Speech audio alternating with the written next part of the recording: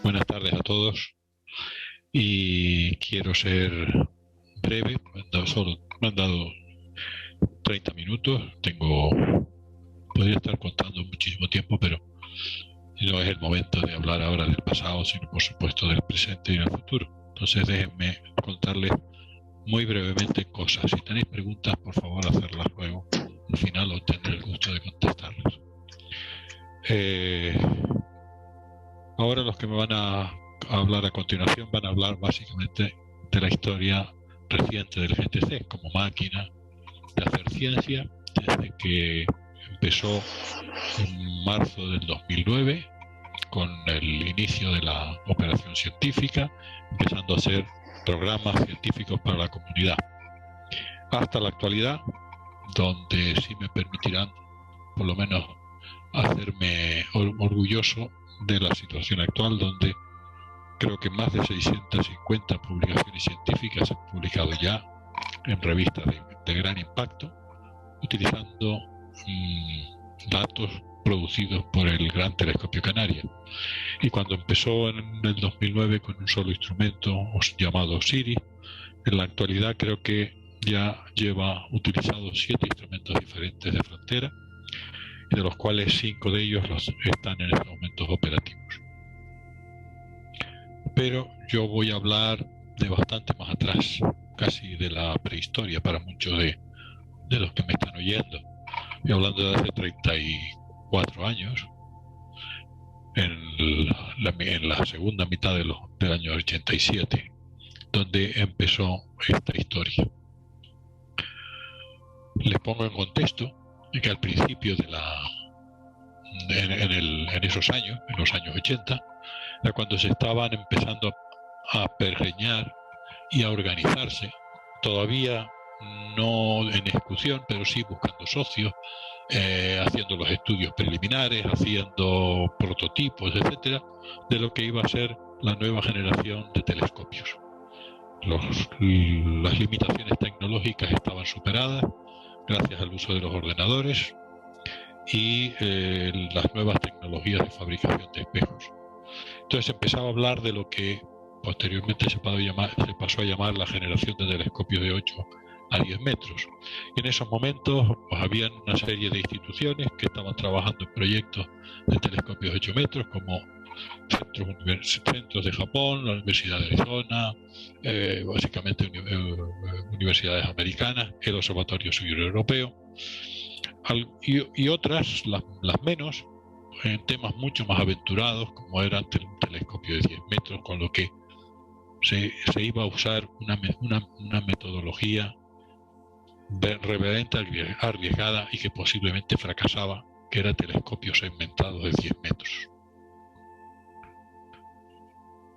El problema que surgía es que en aquel momento ninguno de los telescopios que se iban a instalar tenía como objetivo instalarse en los observatorios de Canarias.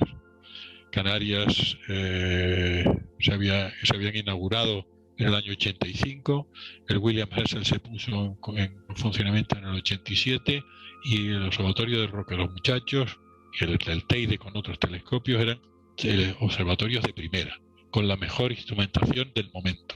El William Herschel, tengan en cuenta que es en aquel momento, si bien no era el mayor de diámetro, sí que era el más productivo científicamente, el más avanzado, con los mayores adelantos en instrumentación y en el propio telescopio, y ponía al observatorio en primera línea. Pero sí que se percibía que había que hacer algo, porque no iban a haber telescopios futuros en los próximos años, en los siguientes años, 8 o 10 años, que estuviesen en los observatorios.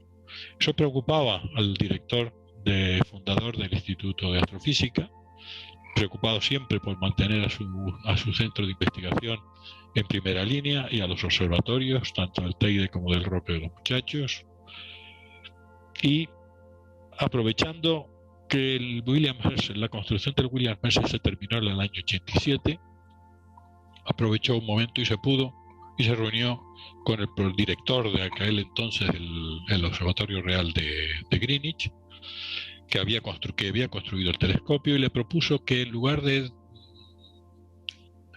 desaparecer o diluir el equipo técnico que había hecho el telescopio, ¿por qué no unía esfuerzos con los equipos técnicos del instituto, que no tenían ninguna experiencia en construir estos telescopios, y conjuntamente tratar de movilizar a ambos países, a ambas organizaciones, en poner en marcha o desarrollar y poner en marcha un telescopio de 8 metros?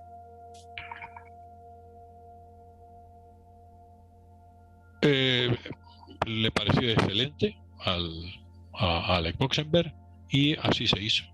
Tal forma que durante 2-3 años estuvimos trabajando hasta el 1989 en que producimos conjuntamente, son los equipos, básicamente la ingeniería del William Herschel y los primeros ingenieros del Instituto de Astrofísica que se metían en estos temas, y producimos una propuesta de documento de telescopio, un librito, un bosquejo, un diseño conceptual de un telescopio de 8 metros, que realmente era una especie de un William Herschel gordo y grande, pero que evidentemente iba a competir y podía poner a los observatorios en mantenerlos en primera línea. Pero había que conseguir socios. En principio, España y el Reino Unido movilizamos a nuestras autoridades y se mantuvieron unas reuniones a nivel ministerial a lo largo de los años 89 y 90 para tratar de juntar esfuerzos y construir a partes iguales ese telescopio. Al mismo tiempo, el Reino Unido estaba negociando con Estados Unidos sobre otros telescopios de diámetro similar que se estaban proponiendo algunas universidades y que posteriormente se llamaron los telescopios Gemini gemelos, Gemini uno en el norte y otro en el sur. Finalmente, la organización del grupo que tuvo que tomar la decisión de por qué optar, en una reñida votación, donde por un simple voto el Reino Unido se decantó por ir con sus primos americanos en lugar de avanzar con los españoles, que tenían bastante menos experiencia. Mucho después, muchos de ellos se arrepintieron de la decisión tomada. Bueno, entonces nos situamos en la línea de avance histórico y ya estamos en el año 1990, donde infructuosamente no pudimos seguir. El instituto siguió promoviendo en solitario porque no habíamos perdido nuestro posible socio, que era el Reino Unido, tratando de sondear a todos los países que tenían en aquel momento telescopios en los observatorios, tratando de conseguir y movilizar socios. Y en solitario también, porque lo que eran nuestras autoridades y el ministerio consideró que aquello no era un tema de interés nacional, que era una locura del Instituto de Astrofísica allá en Canarias, y más de su director, que estaba a la cabeza. Y así seguimos batallando desde el aspecto técnico en avanzar y en conocer mejor y dominar, digamos, los telescopios y poder convencer técnicamente a quien hubiese que hacerlo, y la dirección del IAC, con todo el IAC en apoyo detrás, tratando de buscar socios, apoyos de todo tipo. El gobierno de Canarias, igual que el ministerio, forman parte del consejo del consejo rector del Instituto de Astrofísica de Canarias. Y por aquel entonces, en los años 1993-94, Francisco Sánchez mantuvo varias reuniones con el director, con el presidente del gobierno de Canarias, por aquel entonces don Manuel Hermoso, que era ingeniero, y le sonó bastante bien las cosas que Paco le hablaba, de avance tecnológico, de tecnología, prestigio científico, visibilidad, etcétera. y más aún cuando le convenció de que el costo del telescopio era una nimiedad frente a lo que eran los costos que, por ejemplo, en Canarias podían tener, pues bueno, o las carreteras o por supuesto un 10 metros de dique de un puerto podían costar lo que un telescopio, y que merecía más la pena a Canarias en aquel momento dedicar una pequeña fracción de los fondos europeos que le llegaban para dedicarlos a construir una máquina como el telescopio. Y así en marzo del 94 el gobierno de Canarias toma la decisión de crear una empresa pública, pasó a llamarse Gran Tecán Sociedad Anónima, y que tenía el objetivo inicial de hacer un estudio de viabilidad con documentación suficiente capaz de convencer a las autoridades y de promover la participación de socios. Seguimos avanzando, estamos ya en marzo del 94, vamos camino de 10 años de intención, y entre 1994 y 1996, disculpen, pero toda esta historia y que conste que prácticamente todos los proyectos han seguido un camino similar, no españoles, sino en general. Obtener los fondos y obtener los respaldos cuesta muchísimo, hasta que al final se logra. Muchos mueren en el intento.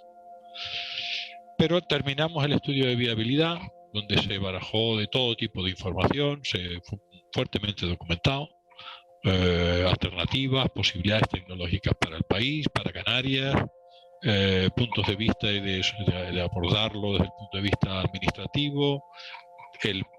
La propia propuesta de telescopio de 8 metros se modernizó y se actualizó, y todo eso se preparó para presentarlo al Consejo Rector.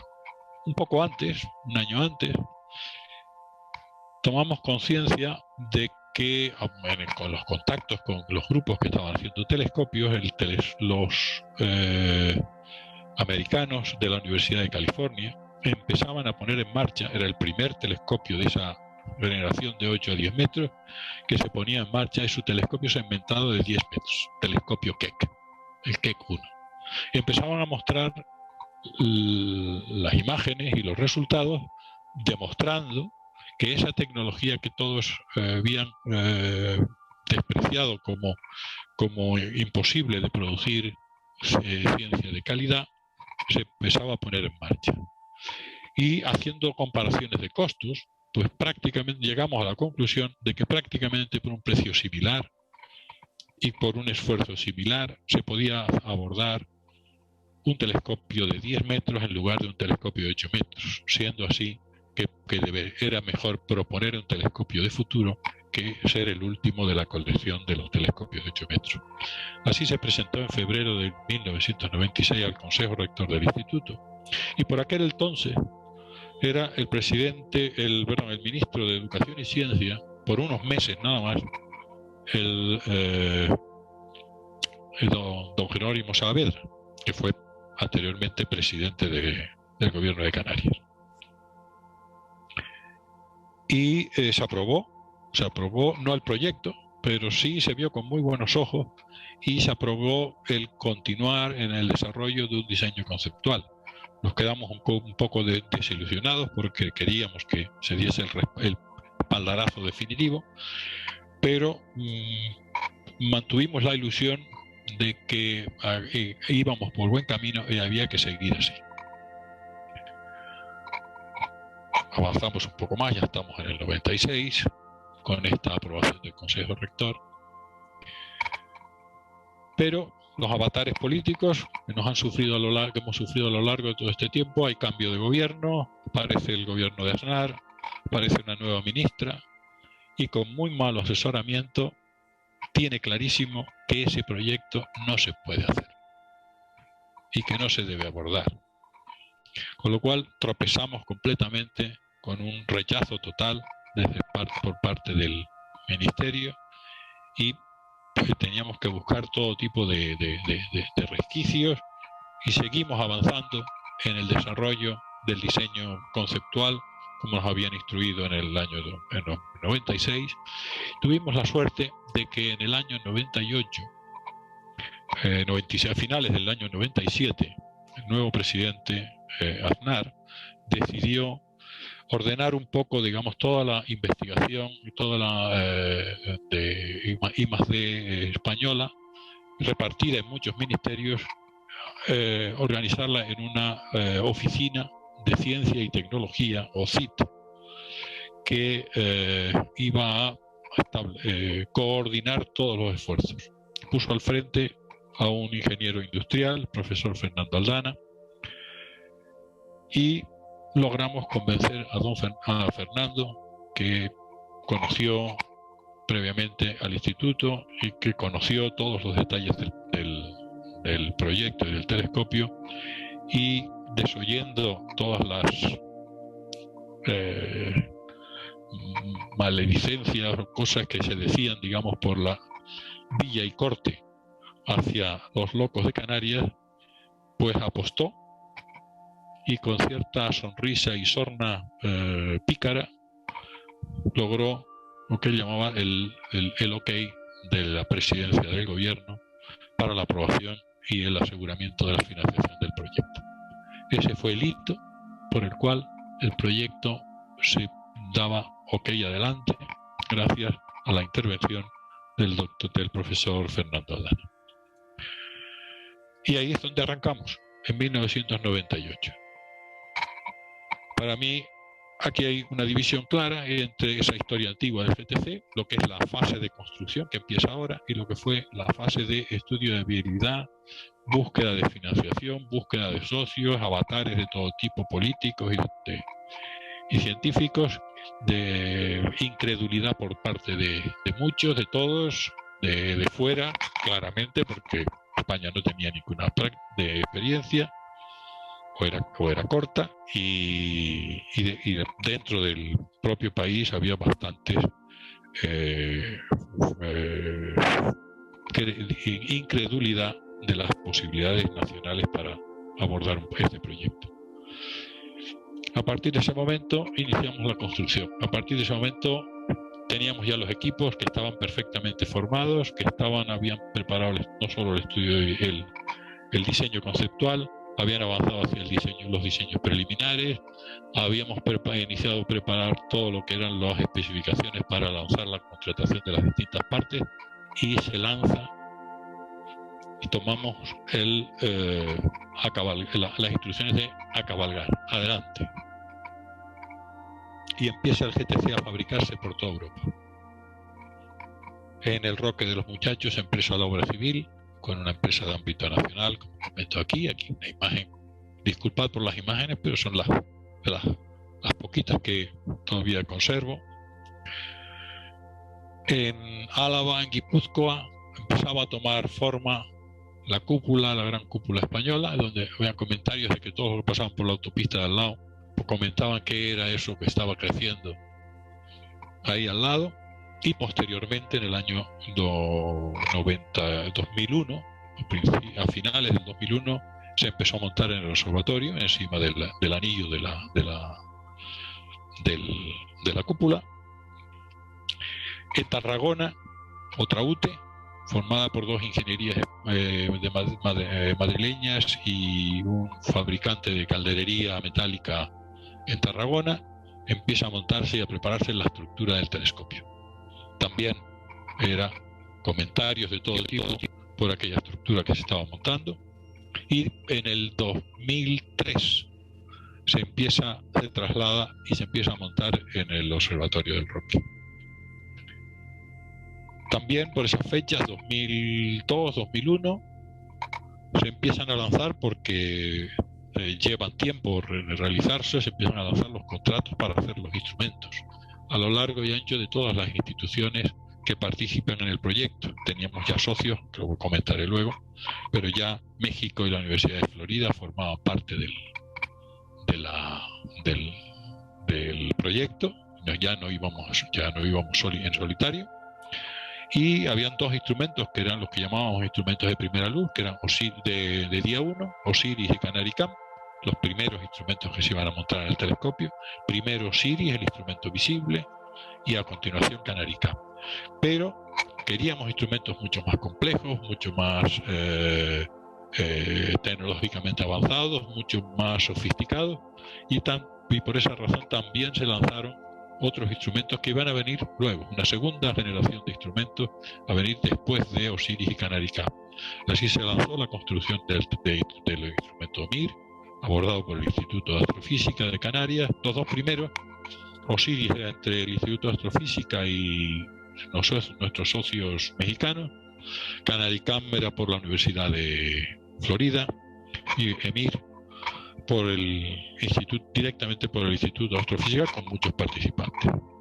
Y FRIDA, un par de años después, que era el primer instrumento para utilizar con la óptica adaptativa y que iban a liderar y que lideraron los institutos en México, del cual lamentablemente no tengo ninguna foto que me guste. Bueno, es un instrumento que no se ha terminado y por lo tanto tampoco puedo mostrar una fotografía igual. Muy pronto, a principios de los primeros contratos, en 1999, se lanzó también el contrato de suministro de los bloques de Ferrodur, y la empresa alemana Schott empieza a producir los bloques de segmentos y se le agota el material y tiene que hacer una nueva hornada, de la cual vemos una fotografía donde se están produciendo pues los discos que posteriormente iban a formar los hexágonos de los espejos. En París, donde se recibían esos hexágonos, una empresa francesa pule los segmentos para darles la forma y el acabado final en la superficie sobre la cual se van a depositar el aluminio para producir los espejos del telescopio, el primario. En Madrid, una empresa del ramo de la aeronáutica construye, desarrolla, diseña, construye todos los mecanismos que soportan los espejos, los segmentos. Aquí veis una fotografía próxima de toda la complejidad del sistema de soporte para conseguir que cada segmento mantenga su forma o podamos amoldarle la forma que queramos en función de cuál es la posición del telescopio. En Madrid también, con una participación importante en la parte electrónica, se desarrolló y se construyó en Las Palmas de Gran Canaria. Están todos los actuadores de los segmentos del telescopio, los que permiten moverlos entre las distintas entre sus vecinos para mantener la forma del espejo. Los sensores de borde, que son los sensores que permiten detectar los movimientos o la posición relativa de un espejo con relación al otro, al vecino, a los 6 vecinos que puede tener como máximo, pues esos sensores de borde que tienen que medir con precisión de nanómetros, de muy pocos nanómetros, la posición de los segmentos. Esa se construyó entre empresas y personas de Gran Canaria y Tenerife. El espejo secundario de berilio también se pulió en París, la misma empresa que estaba puliendo los segmentos. Y aquí tenéis una visión del espejo secundario que muy pocos conocen, porque colocado en su habitáculo normal, pues no se ve la parte trasera, donde vemos cómo el berilio ha sido muy extraído, de tal forma que se ha vaciado el contenido, manteniéndole la rigidez, de tal forma que esa pieza, que es un poco menos de tamaño que un segmento, aproximadamente 1,20 m, pues es manipulada con 2 personas, pero no pesa más allá de 30 a 35 kilos. Muy liviano, es una de las características del berilio. En Barcelona se fabrican todos los mecanismos de movimiento del espejo secundario. Aquí ven la fotografía donde la pieza más amarillenta que veis a la izquierda es una masa que simula el peso del secundario. Esa pieza se quita y ahí va colocado el secundario. Todo lo demás son todos los mecanismos que dotan al espejo secundario de toda su funcionalidad, que son capaces de moverlo, orientarlo con relación al espejo primario, inclinarlo, hacer lo que llamamos chopping o balanceo para los instrumentos de infrarrojo, hacer corrección en alta frecuencia para corregir, digamos, vibraciones del telescopio o hasta variaciones de la inclinación del frente de onda. Eso todo fue fabricado en Barcelona e instalado en el observatorio una vez completada la construcción de la estructura. En Moscú, en Rusia, se pule la superficie plana del espejo primario. El sustrato es cerudur, fabricado en Alemania. Todos los mecanismos que lo soportan son belgas, y la subcontrata del pulido se hizo a una empresa en Moscú. Y aquí es la fotografía que veis. Y he dejado mucho, pero me he centrado básicamente en los contratos más principales, y todo lo que es la electrónica y el software se desarrolla por parte de Gran Tecán. Dentro de la ingeniería de Gran Tecán, una de las partes más gruesas es toda la gente que tiene que ver con software y con electrónica, donde primero en Tenerife y luego ya con el equipo en La Palma se desarrollan y se terminan de montar en el telescopio en la fase final ya de montaje. Y todo esto muy bien, pero surgen problemas, y voy a citar solo algunos: retrasos en los suministros, ejecuciones defectuosas, pérdida de recursos humanos clave que hay que sustituir en un proyecto que está trabajando para no salirse de presupuesto y no excederse en el tiempo de construcción, y hasta, como digo aquí, inconcebibles chantajes por parte de algunas empresas. Cito algunos que son entretenidos, porque sobre todo son aleccionadores, al menos lo fueron para mí. En el año 2001, la empresa americana que tenía que suministrar el bloque de berilio para construir el espejo secundario, se le rompe la primera intención, la primera bloque, construye un segundo y se le rompe el segundo, construye un tercero y se le rompe el tercero, y llevamos ya un año. Todo eso supone todo un año, donde no sabemos si va a lograr conseguir construir ese bloque y suministrarlo, o va a seguir tardando y se va a retrasar todo el proceso, porque ese es el primer paso para construir el espejo secundario, que es un elemento clave, no hay más que uno. Todavía si tenemos problemas con algún segmento, pues bueno, son 36 y podemos trabajar con 35, pero no es el caso. Era una pieza fundamental. Tanto es así y tanto fue la duda que podíamos tener y los riesgos que estábamos corriendo, que iniciamos una solución alternativa basada en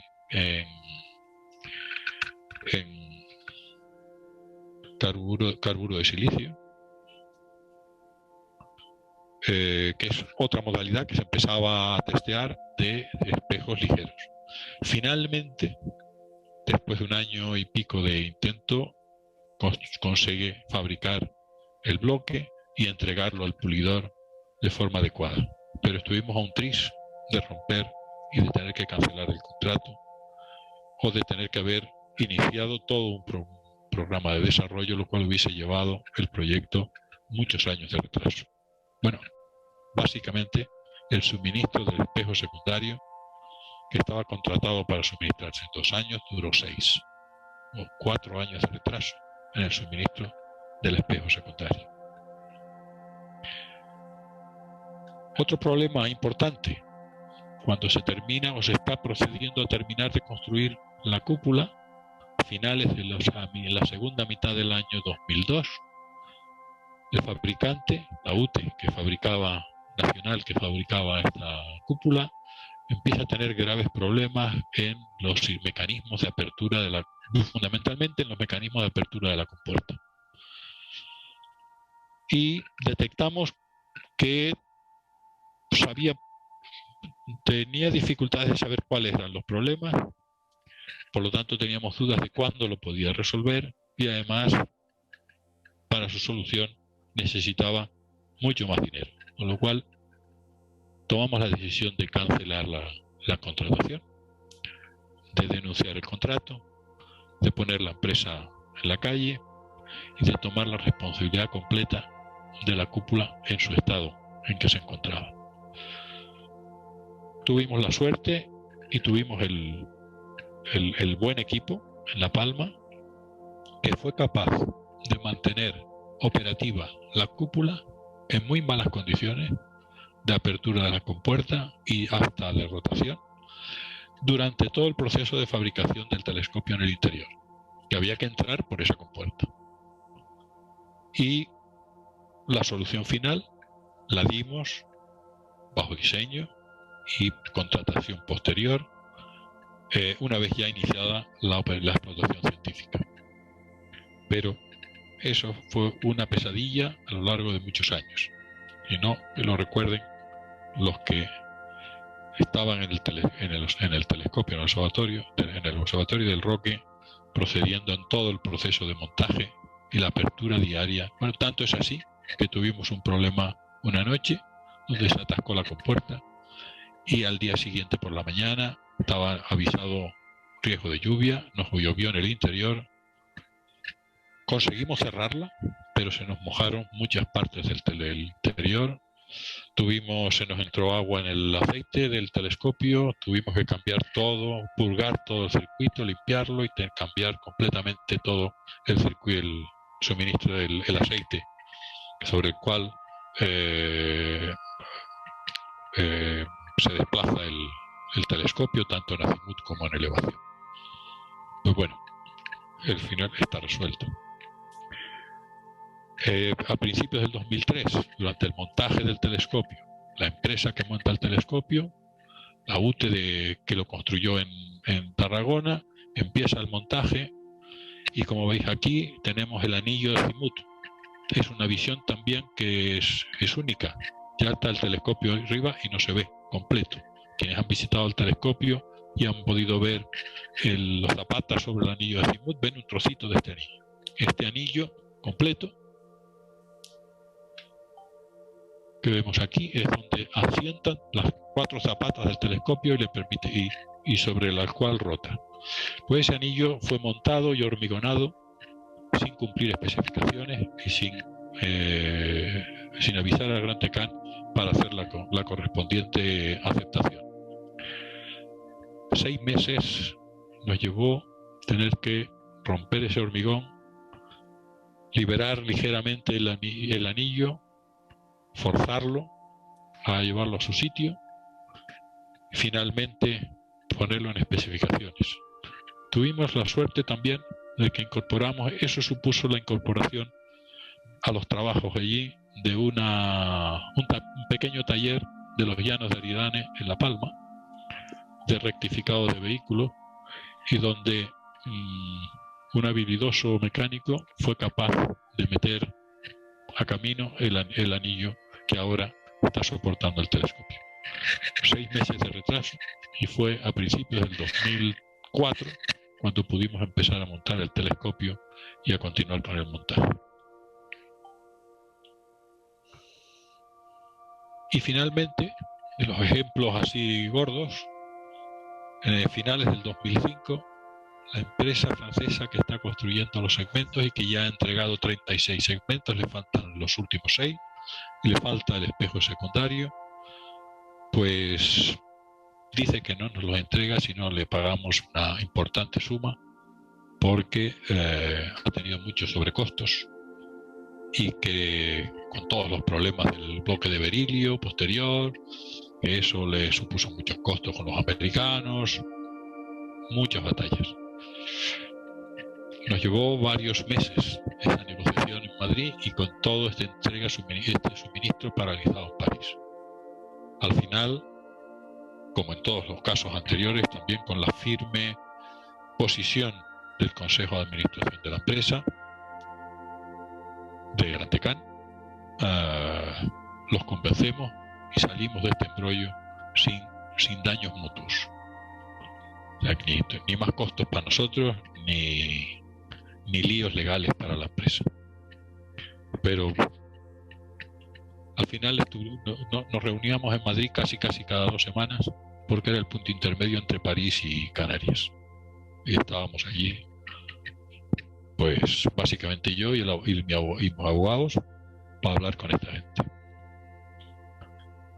Y eso nos sitúa casi al final, porque donde ahora lo que estoy mostrando aquí son los hitos de ceremonias y actos, en los cuales parece que no, pero son importantes en un proyecto de estos. Muchos bloqueos de llegada de fondos se desbloqueaban en las proximidades de alguna de estas ceremonias. Cosa curiosa. Pero cuando venía el príncipe, pues lo que venía bloqueado, los dineros que venían bloqueados por alguna razón, quedaban perfectamente desbloqueados y pagados por las administraciones correspondientes. Lo primero fue la primera piedra. Eso se hizo en junio del año 2000 y bajo los cimientos del edificio del Gran Tecán, del telescopio, se encuentra el cilindro que el príncipe de Asturias, muy aficionado a la astronomía, y desde sus pocos años de aficionado, fue nombrado astrónomo de honor del Instituto de Astrofísica, pues vino a poner la primera piedra y ya nos avisó y nos dijo que cuando tuviéramos primera luz del telescopio, por favor lo avisáramos que él venía también. Los socios, la reunión con los socios en el año 2001, conseguimos, después de un año aproximadamente de negociaciones tanto con los mexicanos como con Florida, pues firman, tenemos la fotografía de arriba, la firma con los mexicanos en la sede central del Instituto de Astrofísica, presidida por el presidente de aquel entonces, el presidente del gobierno de Canarias, y el que era presidente de Gran Tecán, secretario de Estado del Ministerio de Ciencia y Tecnología. Y en la fotografía de abajo tenemos la firma en la sede del Ministerio de Ciencia y Tecnología, presidido por la ministra, con la Universidad de Florida. La primera luz en el año 2007, la primera vez que el telescopio ya funciona como un telescopio y podemos apuntar al cielo con él y empezar a hacer las primeras pruebas. El príncipe esa noche estuvo con nosotros y hizo las maniobras para apuntar al cielo. Era fácil porque estábamos apuntando a la polar. Todavía los movimientos del telescopio no estaban probados y verificados. Y aquí lo vemos con la compañía del presidente del gobierno de Canarias y la ministra de Educación y Ciencia y algunos de nuestras personas de Gran Tecán. Y finalmente, ya metidos en la operación científica, ya en el telescopio, una vez en operación, tuvimos la inauguración oficial el 24 de julio con la presidencia de los Reyes de España, y esta fotografía pues nos muestra pues a todas las autoridades más 500 más que participamos en el acto, con invitados de todo tipo. Y ya un poco para terminar, pues sí, no me queda más remedio que recordar que lo que fueron promesas y lo que el profesor Aldana en su momento consiguió consolidar de financiación para el proyecto, pues al paso de los años y al paso de las vicisitudes políticas, las voluntades flaquean, las voluntades se olvidan de lo que es el telescopio, y al final, renqueando desde el punto de vista de fondos para terminar el telescopio y ponerlo en operación, pues tuvimos que hacerlo, y el inicio de la operación se hizo prácticamente sin los fondos que correspondían a aportar a los socios españoles, con la gran sorpresa de los socios extranjeros. Y eso ya nos dirán a lo mejor, pero eso sigue mermando y dificultando el desarrollo del propio telescopio en la actualidad. España todavía excepto que Romano me corrija últimamente, España todavía no aporta la fracción del 90% que le corresponde con los socios. Y claro, así pues el telescopio sufre, a pesar de todo lo que hacen los equipos de operación, mantenimiento y del telescopio. Para terminar, sí que voy a hacer 3 agradecimientos, porque el proyecto no es posible sin estas personas. Primero, el profesor Sánchez, que, como él decía, estaba tanto detrás como delante del proyecto, detrás empujando y delante diciendo por dónde había que caminar, y que logró que se materializara. El profesor Fernando Aldana, que, corriendo todos los riesgos políticos que supuso, puso y aprobó el proyecto y consolidó la financiación que aseguró que durante años el proyecto tuviese los fondos que necesitaba para su desarrollo, excepción hecha ya de este final, donde, como decía yo, ya las vicisitudes políticas fueron complicándose y nosotros éramos los que estorbaban. Y finalmente, al equipo que lo ha construido y que lo ha hecho, tanto el equipo en La Palma, en Tenerife, como el equipo en La Palma. Tengo la fotografía que está ahí arriba, muestra una fracción del equipo de Tenerife. No tenemos fotografía del equipo completo, y en la de abajo tenemos el primer grupo el primer grupo de personas que empezó a formar el equipo en La Palma, de los cuales solo 2 de ellos, creo, son Víctor y Miguel, todavía forman parte del equipo. Los otros ya nos han dejado, pues, dedicándose a otras actividades. Y eso es todo. Creo que me he salido 5 minutos. Muchísimas gracias, Pedro. Fantástica presentación de la historia del Gran Tecán. Yo creo que nos has desentrañado las vísceras, ¿no? Muchos aspectos, detalles que no los puede contar sino alguien que lo ha vivido en primera mano. Si te parece, creo que hay alguna pregunta. Creo que, Elisenda, si te parece, damos paso a una para ir un poquito bien de tiempo, como vamos un poquito justo, con un poquito de retraso, vamos a dar pie a una pregunta y si no ya te la hacemos llegar, Pedro. Elisenda, creo que si quieres, quita el micro y haz la pregunta. O si...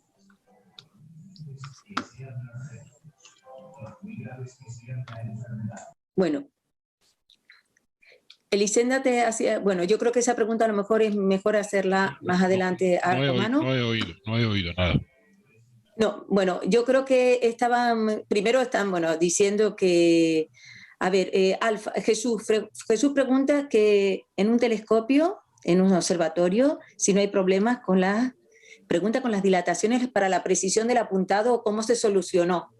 Bueno, hay algunos aspectos que se irán nombrando a lo largo, yo creo que de este seminario, pero si quieres comentar algo, Pedro, respecto a esto. Problemas Bueno, las dilataciones, un telescopio, una de las funciones del sistema de control de un telescopio es modelar completamente el comportamiento de un telescopio. Un telescopio lo primero que tiene que ser es modelable. O sea, no puede tener efectos que no sean modelables. O sea, no puede tener fricción. La fricción no es modelable. Y más cosas, ahora no me sale, pero lo que tiene que ser modelable. Las dilataciones son modelables y el sistema de control con ese modelo corrige todos los defectos. Por ejemplo, el codificador, el apuntado del telescopio no es el mismo a 20 grados que a 10 grados, pero toda esa información está. Es el modelo de cómo cambia el apuntado de un telescopio. Entre su temperatura máxima y su temperatura mínima es parte de la puesta en marcha de un telescopio. Como un ejemplo. Y todo eso se corrige, evidentemente, cambiando el apuntado, sabiendo que cuando hay que apuntar a tal sitio y hace tantos grados, hay que apuntar a tal otro para corregir. corregirlo, los espejos, digamos, la posición que tienen que tener, etcétera. No sé si he conseguido contestar un poquito. Yo creo que sí, seguro, Pedro. Muchísimas gracias. Bueno, aquí también algunos te están felicitando por la ponencia, también dando las gracias y que no desistan por la labor, pese a las dificultades que muchas veces se encuentran.